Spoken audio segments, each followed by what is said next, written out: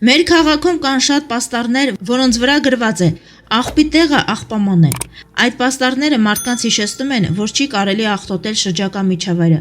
Բայց ինչ պետք է անել, երբ աղբը ոչ թե կենցաղային է, այլ տեղեկատվական։ Տեղեկատվական աղբը այսօր Հայաստանում շատ է, որը ծորում է ամեն ծակից։ Ահա ներկայացնեմ տեղեկատվական աղբ արտադրող մի ռեսուրս Անժելա Թովմասյանի հայլի ակումբը,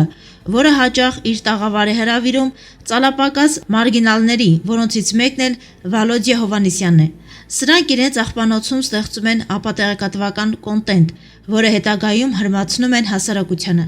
Սրանց դեմ պայքարը իրականում դժվար չէ, պետք է ուղղակի չհետևել այս տակներին, քանի որ անհայրենիք են։ Ընդհանրապես, եթե ուշադիր լինեք, ապա կնկատեք, որ Անժոն ամեն անգամ իր տաղավար է կանչում նույն մարդկանց, այն մարդկանց, որոնք պատրաստ են մի փորհացի համար վաճառել ոչ միայն հայրենիքը,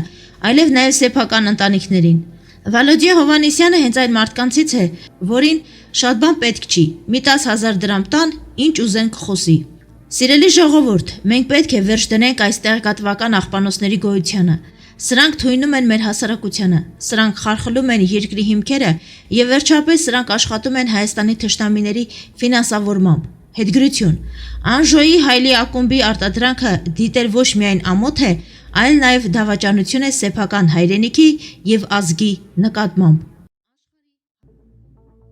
Արցախցիները եկել են, վախենում են ձայն հանեն։ Մի հատ բողոք տեսել եք, սրտնեղում է Հրանտ Բաքրատյանը իր նման մի քանի քաղաքական խելապակասների հետ հանդիպման ժամանակ, որտեղ քննարկում էին հին երգը, ավելի ճիշտ հին խրխրոցը, վարչապետին անվստահություն հայտնելու հարցը։ Ինչից բողոք են, ումից բողոք են։ Հայաստանի իշխանությունների ուշադրությունից ու հոգատարությունից, թե Հայաստանի քաղաքացիներից, ովքեր տարիներ շարունակ իրենց բերանից կտրել ու օգնել են իրենց եղբայրներին եւ նրանց սիրով դիմավորել ու փայփայանքով են վերաբերվել։ Եթե բողոք են, ապա պետք է բողոքեն ձեր հավաքները ֆինանսավորող ու Արցախում հեղաշրջում կատարող ու արցախցիներին այս վիճակին բերող Քոչարյանից ու Սարգսյանից, որոնք էլ ձեզ նման հույսը դրել են արցախցիների բողոքի վրա։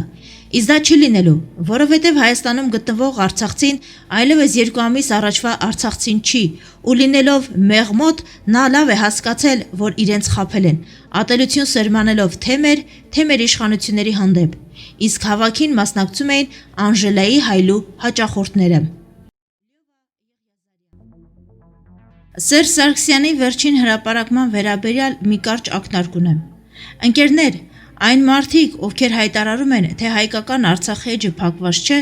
կամ Արցախը նորից կլինի Հայաստանի կազմում, կամ հայ ժողովուրդը կվերադառնա հազարամյա իր հայրենիքը եւ այլն, այդ մարդիկ ցանկանում են մեր ժողովրդին ավելի խորը ընկղմել Արևմտյան Հայաստանը ու Արարատ լեռը վերադարձնելու ցնորական իղձերի ճահիճ։ Այդ մարդիկ տասնամյակներ շարունակ արեցին ամեն բան, որպեսզի մեր ժողովրդին հեռացնեն ողջախոհությունից եւ իրատեսությունից, արդյունքում մերժելով որևէ տեսակ կոմպրոմիսից։ Ճոռոմաբանության շքերթում մենք կորցրեցինք մեր հայրենիքի մի մասը եւ 100 հազարավոր մեր հայրենակիցներ հայտնվեցին գաղթի ճամփին։ Այժմ մենք նորից հայտնվել ենք միևնույն վտանգավոր երկընտրանքի առջև։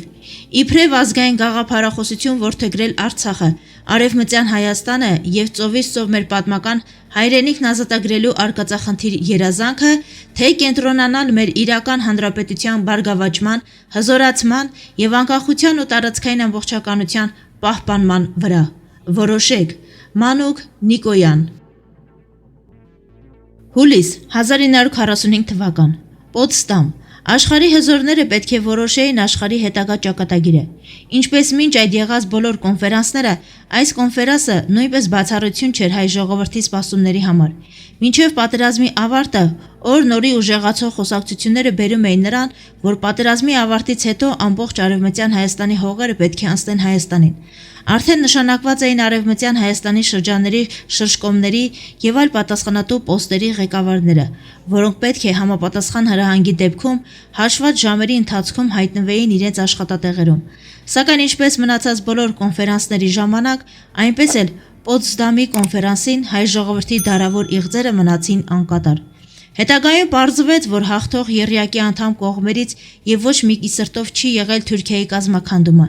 Դա այն դեպքում, որ Թուրքիան ֆաշիստական Գերմանիայի դաշնակիցն էր եւ ՍՍՀՄ-ի, ԱՄՆ-ի ու Անգլիայի հակառակորդը։ Թուրքիան կար ու մնաց իր սահմանների մեջ, դառնալով ԱՄՆ-ի ու Անգլիայի դաշնակիցը, ընդդեմ համաշխարհային պատերազմի ավարտից հետո իր սոցիալիստական լագերի սահմանները ընդլայնող ՍՍՀՄ-ի, ինչ մնաց Ստալինին։ Նա լռությամբ անցավ այդ հարցի կողքով, քանզի արևմտյան Հայաստանի հողերի մի մասի վրա աչք են ունեցել նաև վրացիները եւ Կենտկոմում այդ հարցը բավականին վեճերի տեղիք է տվել ու պատերազմից հոգնած Ստալինը որոշում է կրակը չթեժացնել։ 1949 թվականին ստեղծվում է ՆԱՏՕ-ն, կամ որ նույն է Հյուսիսատլանտյան ռազմաքաղաքական դաշինքը, որին հենց ստեղծման օրվանից անդամակցում է նաև Թուրքիան։ Լինելով ՍՍՀՄ-ին անմիջապես սահմանակից ՆԱՏՕ-ական պետություն, մշտապես գտնվում էր ալյանսի անդամ մնացած պետությունների ուշադրության կենտրոնում, զինելով նրան եւ զարգացնելով նրա տնտեսությունը։ Նա Ամերիկայի դաշնակիցն էր ու գտնվում էր նրա հովանու ներքո։ Սակայն վերջին տարիներին բարելավելով տնտեսության մակարդակը, Թուրքիան սկսեց ատամները կրճտացնել եվրոպական տերությունների, ինչպես նաև ԱՄՆ-ի վրա։ Սա արդեն լուրջ էր եւ աչք փակելու պարագայում հետևանքները հնարավոր է լինեն աղետաբեր։ Թուրքիան սկսել է վարել անկախ քաղաքականություն, հաշվի չառնելով գրեթե ոչ մեկին։ Ուկրաինական պատերազմի ողջ ընթացքում նա չվախեցավ որևէ պատժամիջոցից եւ իր հարաբերությունները Ռուսաստանի հետ պահեց նույն մակարդակի վրա։ Իսկ երբ խաղի մեջ մտավ իսրայելական պատերազմը ու Ամերիկան հայտարարեց իր աջակցությունը Իսրայելին, Թուրքիան բացահայտորեն դուրս եկավ ԱՄՆ-ի դեմ, հայտարարելով Իսրայելին իրեն թշնամի եւ աջակցելով Համաս խմբավորմանը, որը Ամերիկայի ու մի շարք եվրոպական երկրների կողմից ճանաչված է որպես տերորիստական կազմակերպություն։ Սա արդեն բացահայտ մարտահրավեր էր աշխարհի հզորներին։ ԱՄՆ-ն հանձինս Իսրայելի եւ մի շարք այլ երկրների բազմիցս ապացուցել է, որ ինքը ռազմավարական հուսալի գործընկեր է եւ չի կարող հանդուրժել դավաճանությունը իր նկատմամբ։ Սակայն միանգամից լքել հեռանալ Թուրքիայից կլինի ռազմավարական խոշոր սխալ։ Պետք է գտնել այդ տարածաշրջանում Թուրքիային փոխարինող մեկ այլ հավատարիմ գործընկեր։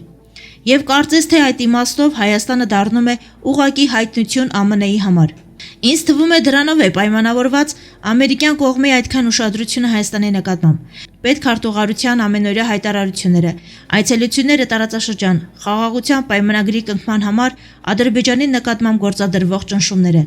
Դեպքերի նման զարգացման դեպքում Հայաստանը միանգամից կհայտնվի մեզ համար շատ բարենպաստ անվտանգային